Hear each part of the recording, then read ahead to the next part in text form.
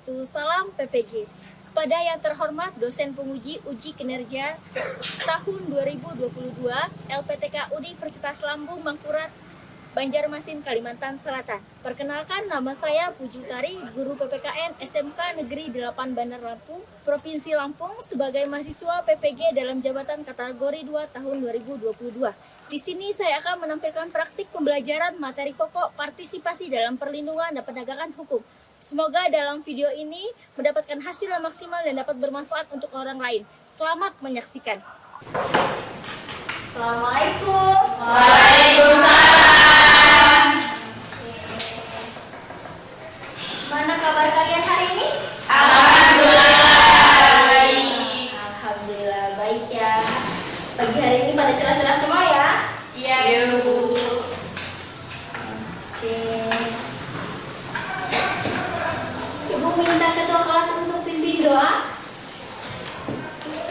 Ya, Desta. Desta.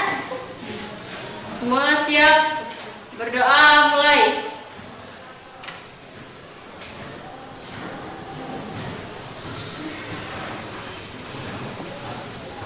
Berdoa selesai. Beri salam. Assalamualaikum warahmatullahi wabarakatuh. Waalaikumsalam warahmatullahi wabarakatuh. Bu absen terlebih dahulu ya. Ya, Bu. Aulia, Hadir. Eka, Hadir. Cynthia, Hadir. Oke, Deska, Hadir. Nur Hasanah, Hadir. Intan Safila, Hadir. Kania, Hadir. Rahma, Hadir. Tiara, Hadir. Ziana. Hadir. Hadir semua ya hari ini ya? Hadir. Ya, hari ini berarti gak dapat surat-surat cinta ya? Karena pada hadir semua. Oke. Dalam keadaan sehat, kita belajar tuh nyaman. Ada yang masih ingat materi kemarin? Perlindungan dan penegakan hukum. Perlindungan dan penegakan hukum. Sekarang kita lihat materi kita hari ini. Oke, kita lihat materi kita hari ini ya.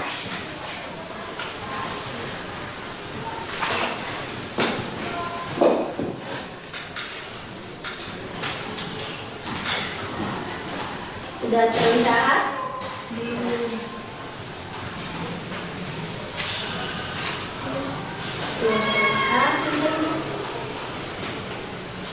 Ada yang bisa menjelaskan materi kemarin tentang perlindungan dan penegakan hukum?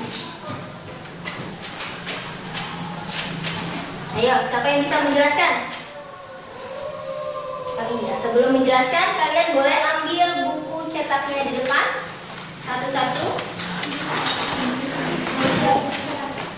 Ini buku sudah kita dari tangan, kalian boleh ambil satu-satu. Satu lagi. Oke. Ada yang bisa menjelaskan materi tentang yang kemarin ya, tentang perlindungan dan penegakan hukum? Baru kita akan masuk di materi kita.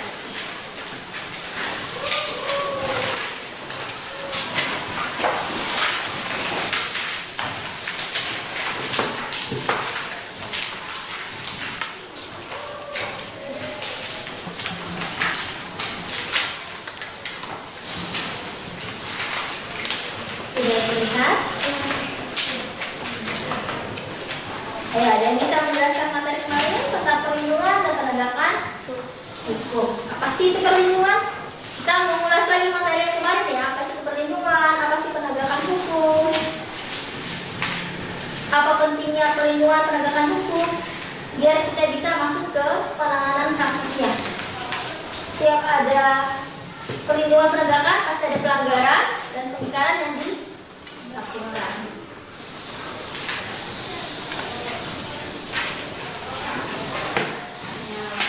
Coba dibuka paketnya halaman 34. Buka buku paketnya halaman 34.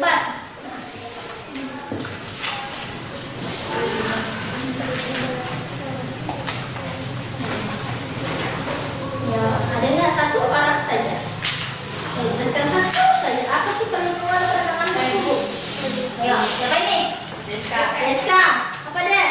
Perlindungan hukum adalah memberikan pengayoman kepada hak asasi manusia yang dirugikan orang lain, dan perlindungan tersebut diberikan kepada masyarakat agar mereka dapat menikmati semua hak yang diberikan oleh hukum. Sedangkan penegakan hukum adalah proses dilakukannya upaya untuk tegaknya atau berfungsinya norma-norma hukum secara nyata sebagai pedoman perilaku dalam lalu lintas atau hubungan-hubungan hukum dalam kehidupan bermasyarakat dan bernegara. Oke. Kalau contoh perlindungannya ada yang bisa menyebutkan? Contoh perlindungan yang terjadi sekarang deh kalau di sekolah kalian. Di sekolah sini ya. Contoh perlindungan dan penegakan hukumnya apa? Kita mengulas materi kemarin biar bisa mengingat lagi, biar kita tahu hubungan antara perlindungan dan penegakan hukum itu apa. Sebelum Ibu bacakan tujuan dari pembelajaran kita hari ini.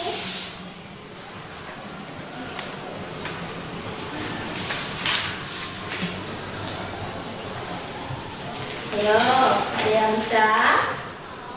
Contohnya,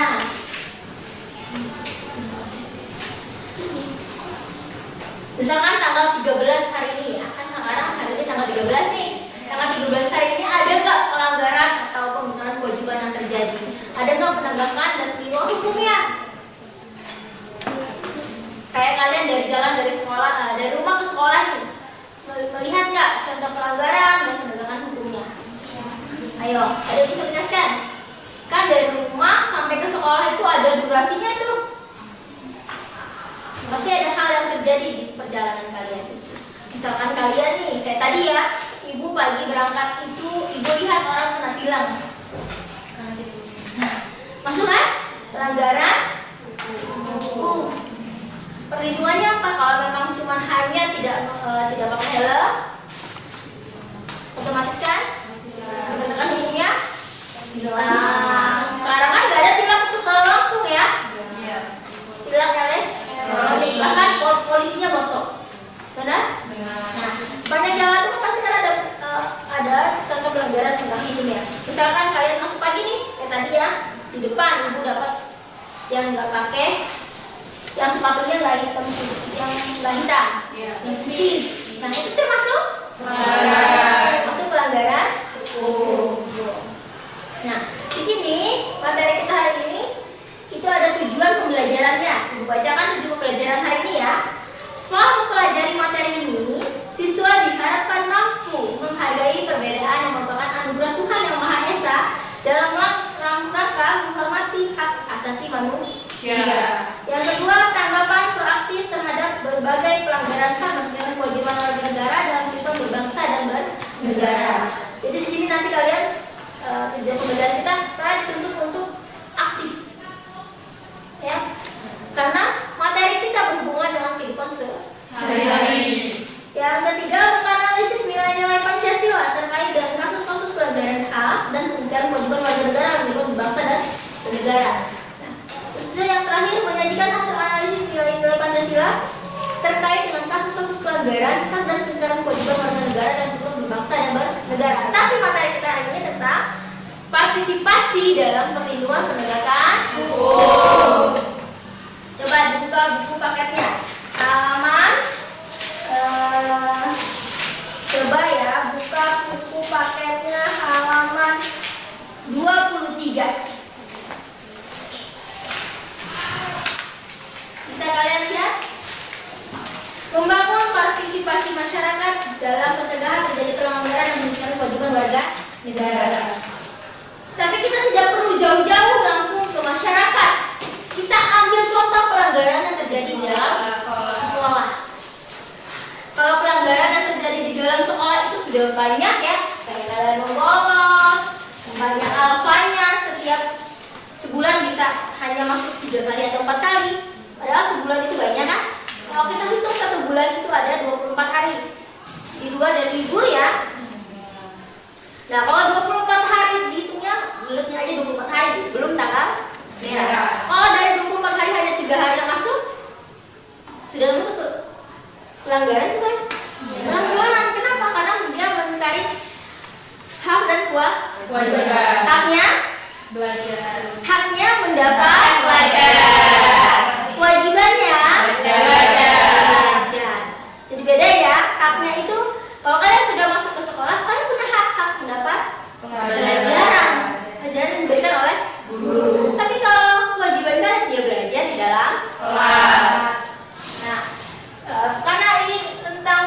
partisipasi dalam perlindungan penegakan hukum, ibu mau bikin kelompok kalian. Nah ini kan kelompoknya sudah ada 2 nih ya. Kita lihat dulu tugas kelompoknya ya.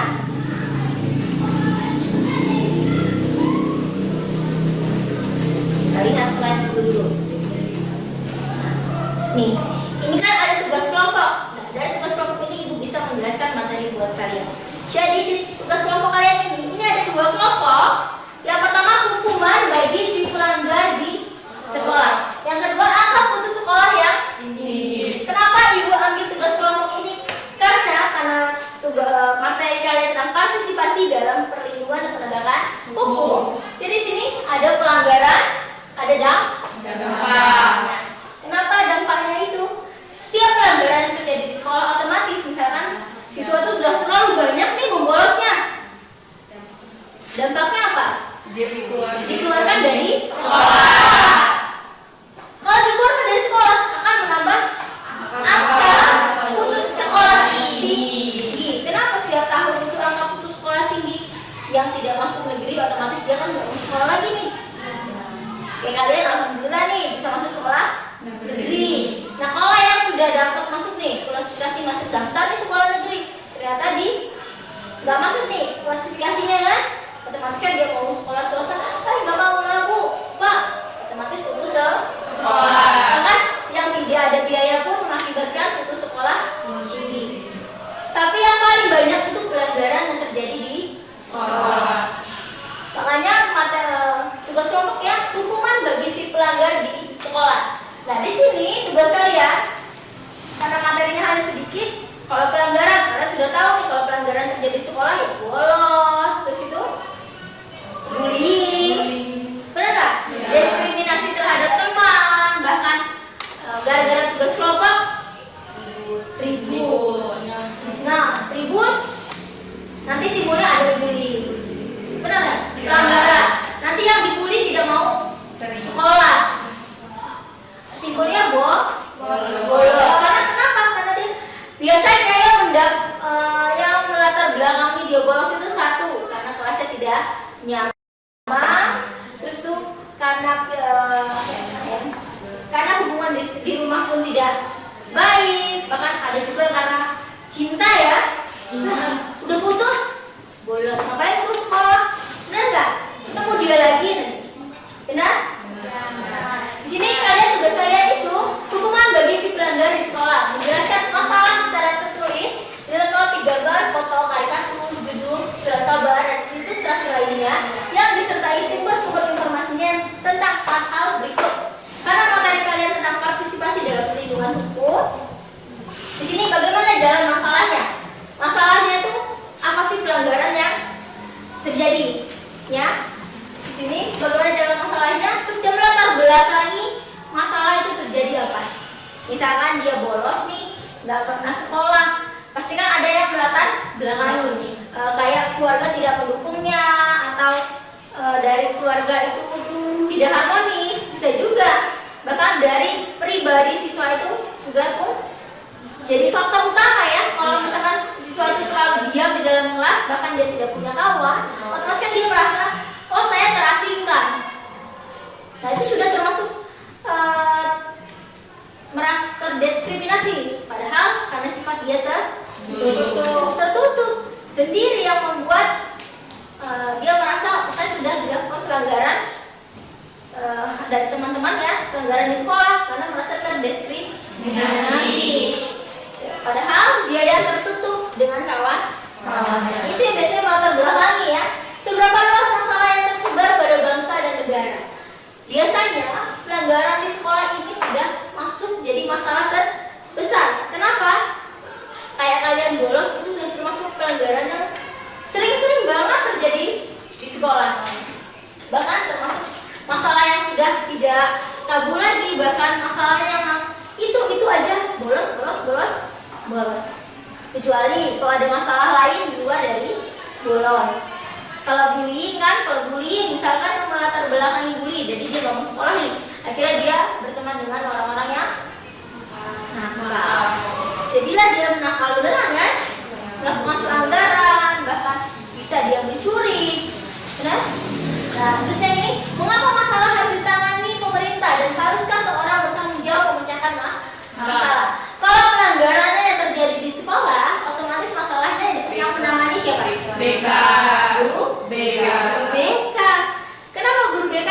Karena guru BK itu yang menangani konseling pribadi siswa. Misalkan ada keluhan apa siswa nih yang melatar belakangi dia melakukan pelanggaran kayak bolos. Kalau bolos kan otomatis dia tuh kayak dia merasa, saya ini nggak, yang saya bilang tadi ya, saya ini gak ada kawannya nih, saya merasa terdiskriminasi. Ngapain sih saya di kelas itu? Benar nggak? Otomatis dia ada di kantin makan aja kan, tanpa dia sadar dari perbuatan dia itu termasuk pelanggaran dan peningkatan kewajiban di sekolah. Adakah kebijakan tentang masalah tersebut? Kebijakannya misalkan ada yang melakukan pelanggaran nih, apa kebijakannya? Sanksinya apa? Apa yang menjadi jalan keluar dari masalah itu? Misalkan ada satu nih kawan kalian nih bolos ya, sudah dipanggil orang tuanya, sudah ada kan tuh jalan ada kebijakan dari masalah itu, orang tuanya sudah dipanggil, sudah ketemu orang tua empat mata kan, dijelaskan masalahnya apa. Tapi tetap aja dari pribadi anaknya seperti itu tetap jadilah suatu pelanggaran. Nah di sini adakah perbedaan pendapat siapa organisasi yang berpihak pada masalah ini? Misalkan ada pelanggaran di sekolah nih yang bolos, yang orang tuanya tahunya anaknya sekolah, otomatis kan dia berpihak sama anaknya kan. Kayak kemarin ibu ambil contoh deh, ibu ngajar di kelas pemasaran. Jadi sore itu pelajaran ibu ya bikin produk, alasannya anak itu pulang malam karena bikin produk punya ibu. Dan ibu ditelepon sama orang tuanya, katanya anaknya sudah 2 hari bikin produk itu karena buat bazar atau gimana gitu. Ternyata tidak. Ibu telepon ketua kelompoknya, tidak ada. Otomatis kan anak ini kabur kemana? Di situ orang tuanya tahunya anaknya sekolah. Kenapa? Karena dari pagi nih nak, ibu kasih uang jajan. Padahal anaknya melakukan pelanggaran di sekolah. Nah, di sini pada tingkat atau lembaga pemerintah apa yang bertanggung jawab tentang masalah ini?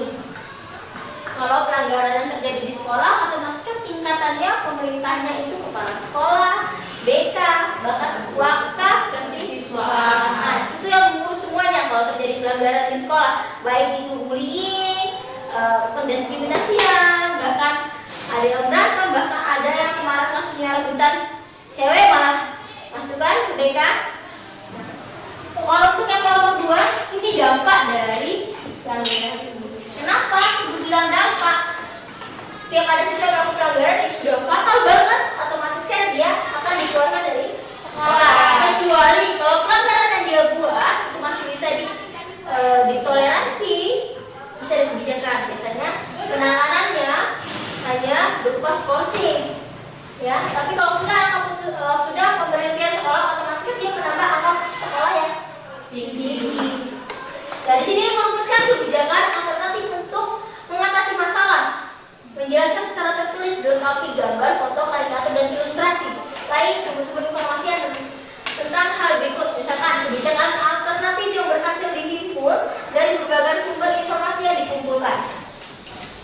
Nah, terus yang kedua, kajian terhadap setiap kebijakan alternatif tersebut dengan menjawab pertanyaan kebijakan tersebut. Ayo, bisa paham nggak? Kajian alternatif yang berhasil dihimpun dari berbagai sumber informasi yang dikumpulkan. Misalkan kalian mengambilkan ini temanya angka putus sekolah yang tinggi. Kalian lihat angka putus sekolah yang terjadi di Bandar Lampung berapa? Yang melatar belakangi angka ini tinggi itu apa? Ya, biasanya dia tidak naik. Kalau siswa tidak naik, otomatis kan apa yang terjadi kalau dia tidak naik nih? Ya, tidak mengerjakan tugas, bahkan halamannya banyak, suka membolos. Nah, terus alternatif ini yang dihimpun, kalian himpun dulu datanya. Terus baru kajian terhadap kebijakan alternatif tersebut dengan menjawab pertanyaan kebijakan tersebut. Misalkan nih kebijakannya kalau sesuatu sudah melanggar banget, sudah fatal, otomatis dikeluarkan. Ya, nah, dikeluarkannya itu pasti punya alasan. Kalian boleh keluarkan nah ini ibu sudah mengerjakan kalian nih, biar kalian lebih mudah. Ini nanti jadi berupa mading. Mading ini bisa kalian tempelkan di kelas untuk jadi warning. Tahu warning? Aba-aba. Kalau misalkan ada melakukan pelanggaran nih, oh ini loh kalau pelanggaran seperti ini hasilnya, seperti ini dampaknya. Bisa? Bisa. Bisa. Sebelum mengerjakan soal, mengerjakan tugas kelompok, Ibu punya LKPD, lembar kerja peserta didik, di mana LKPD ini tugas mandiri kalian. Nah, tugas mandiri ini tentang materi yang tadi sudah Ibu jelaskan secara garis besar ya.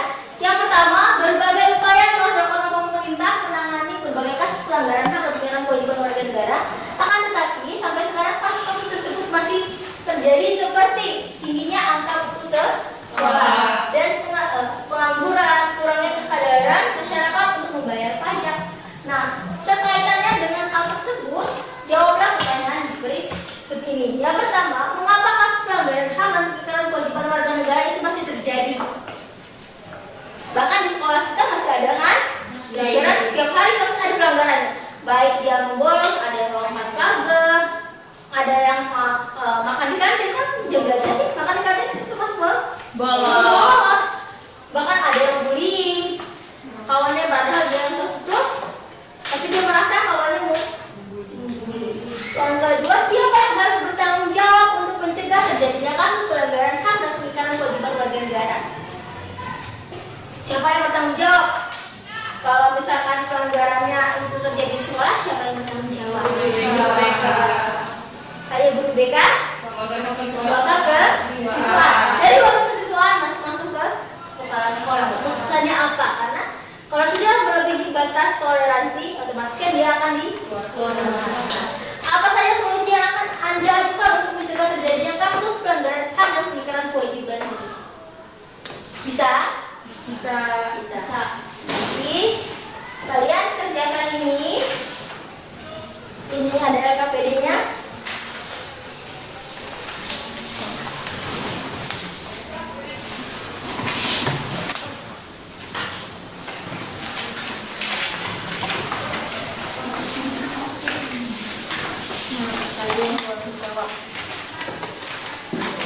Dan Ibu juga mau nama-nama kelompok kalian ditulis, kirimkan ke Ibu. Biar hari ini kalian sudah dapat nilai kelompok, sudah dapat nilai proyek, dapat nilai LKPD kalian, lembar kerja peserta didik sendiri. Nah, sudah jelas tugas kelompoknya. Ini Ibu sudah membuat sebuah papan mading. Kalian boleh taruh untuk kelompok kalian masing-masing. Nanti alatnya ini Ibu sudah sediakan alat dan bahan yang bisa menunjang pembelajaran kalian hari ini. Boleh kalian gunakan alat-alat ini tapi dibereskan kembali. Boleh kalian kerjakan tugas kelompoknya. Ditulis tanggal hari ini ya. Tanggal hari ini tanggal 13 bulan 12 tahun 2022. Ditulis tanggalnya, ditulis nama kelompoknya, dan di LKPD juga ditulis tanggal dan nama kelompok. Tanggal hari ini tanggal 13. Oke. Boleh kalian mengerjakan?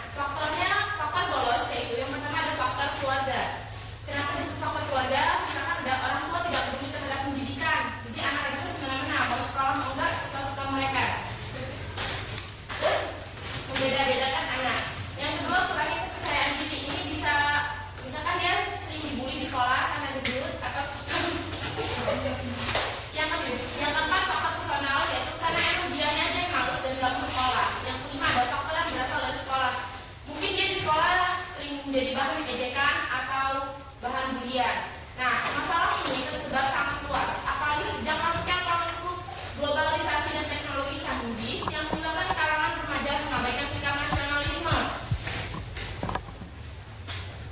Masalah ini harus ditangani pemerintah karena pemerintah memiliki tanggung jawab lebih dalam mengambil suatu keputusan yang lebih adil dan bijak. Perbedaan pendapat antara orang tua yang tidak mengerti siswa dan guru BK yang menenanganinya. Cara mengatasi siswa bolos yaitu pertama, coba cari tahu masalah siswa. Yang kedua, membangun hubungan yang baik dengan siswa. Yang ketiga, memberikan pemahaman tentang masa depan. Di sini yang memberikan sanksi bagi yang bolos, kalau di sekolah ada yang pertama guru BK, yang kedua wakil siswaan, dan ketiga kepala sekolah. Sekian dari presentasi kami.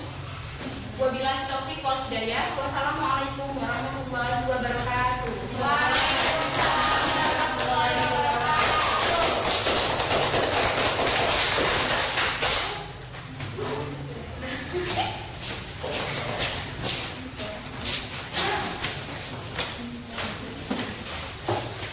Silakan untuk kelompok 2.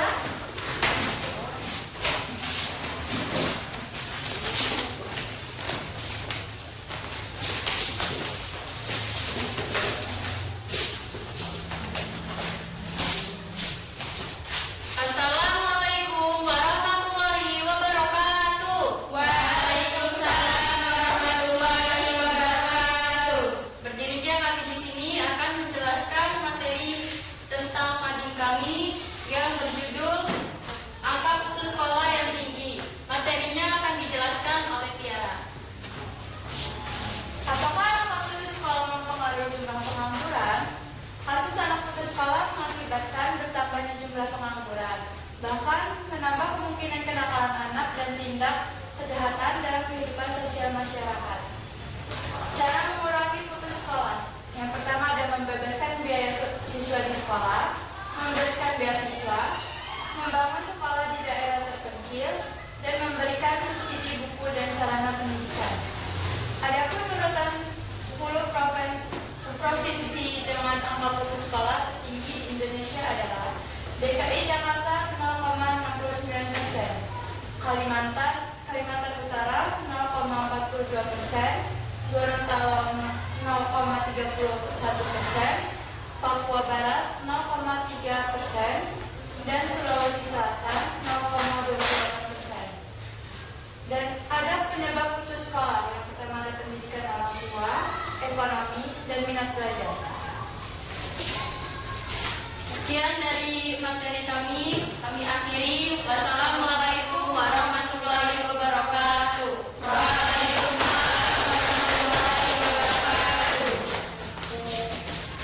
Untuk hasilnya, proyeknya boleh ditaruh di depan. Proyeknya ditaruh di depan ya.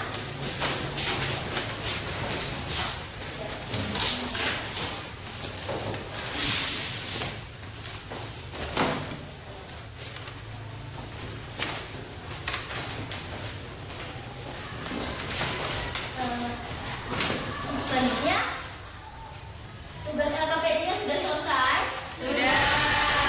LKPD-nya boleh dikumpulkan. Nanti biar kita koreksi. Sudah semua? Sudah. Kita koreksi sama-sama ya. Biar kalian tahu jawaban kalian. Kita harus belajar secara mandiri ya.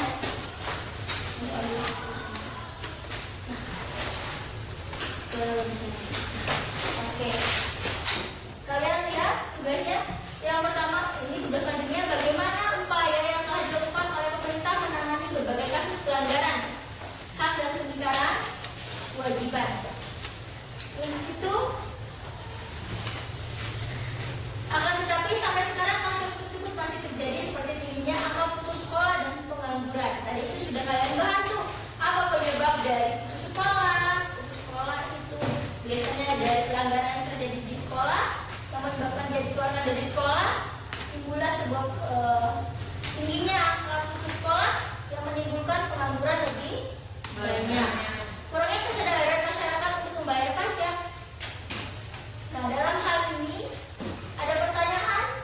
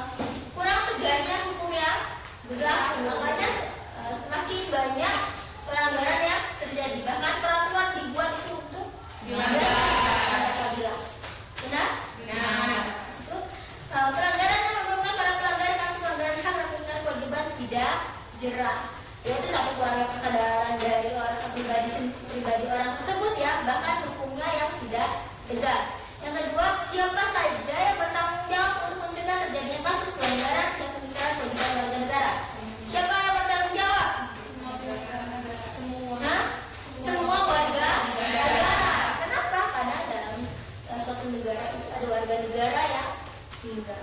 Setiap apapun yang terjadi di suatu negara itu akan berdampak ke warga dan negara. Yang ketiga, apa saja solusi yang Anda ajukan untuk mencegah terjadinya kasus pelanggaran hak dan kewajiban? Solusinya apa? Hah? Melakukan tindakan hukum yang tegas. Misalkan ya, di sekolah ada pelanggaran, misalkan bullying ya, kalian boleh laporkan ke guru BK atau ke siswa. Nanti akan ditindaklanjuti. Gimana nanti proses penyelesaiannya?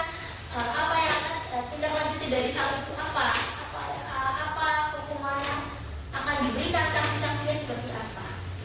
Sampai sini bisa paham? Paham. Ada yang bisa menyimpulkan materi hari ini?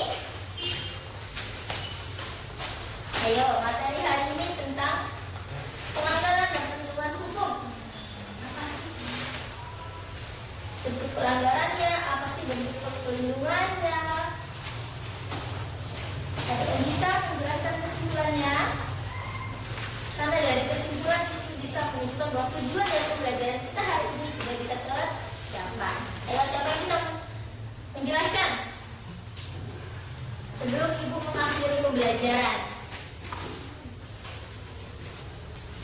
Ayo, ibu ada? Ibu ini yang mau ngasih kesimpulan. Tapi ibu katanya kalian yang ngasih kesimpulan.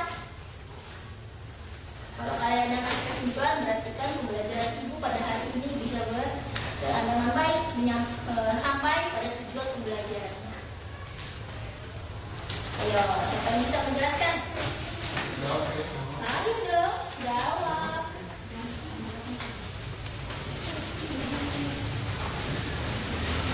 Siapa yang bisa? Oke, apa sih dia? Kesimpulan hukum adalah perintah dan pelanggaran tentang masuk tata tertib di masyarakat yang harus ditaati dan menimbulkan sanksi. Hukum hanya sebagai kumpulan peraturan yang tidak hanya mengikat masyarakat tetapi juga hakim. Oke. Materi kita tentang perlindungan penegakan hukum. Jadi kalau perlindungan penegakan hukum itu ada hukum yang mengatur. Setiap apa yang kita lakukan itu ada aturan. Jadi apapun yang kalian lakukan ada pertanggungjawabannya, ada sanksinya. Kalian berangkat ke sekolah itu ada hak dan kewajibannya. Kalau kalian melanggar hak dan kewajibannya ada sanksinya. Sampai ini bisa paham? Bisa. Sebelum mengakhiri pembelajaran dibereskan terlebih dahulu buku paket, alat bahan ajarnya, alat ajarnya dikembalikan ke tempatnya kembali sebelum kalian bersekolah untuk pulang. Ayo dibereskan kembali semuanya. Sudah. Jadi tidak ada pembelajaran kali. Oke. Sudah, sampah-sampahnya dipungut dulu. Jangan ada sampah. Karena pendidikan keluarga negara itu mengajarkan moral, karakter, ya, yang berhubungan dengan kehidupan sehari-hari. Jadi kalau karakter kalian yang masih pada busuk-busuk, nggak sembarangan. Jadi kalau sama kebersihan juga sembarangan. Ayo, sudah? Sudah. Ayo, sebelum menutup pembelajaran, ibu mau untuk kelas pimpin doa. Hai Des. Semua siap. Berdoa mulai.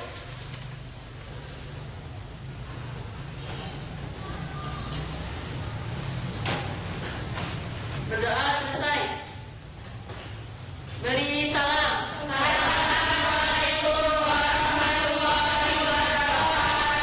Waalaikumsalam warahmatullahi wabarakatuh.